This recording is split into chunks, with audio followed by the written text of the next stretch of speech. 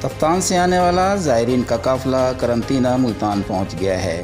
یہ قافلہ 33 بسوں پر مشتمل ہے اور اس میں 1270 زائرین سوار ہیں۔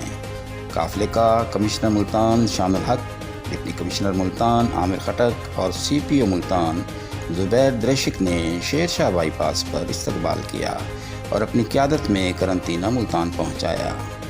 زائرین کے قرنطینہ ملتان پہنچنے پر پراٹھا، چنے، انڈا اور چائے سے ناشتہ کرایا گیا اور چھوٹے بچوں کے لیے دودھ مہیا کیا گیا۔ اس کے بعد ضروری کارروائی اور رجسٹریشن کے بعد زائرین کی دیکھ بھال شروع کر دی گئی ہے۔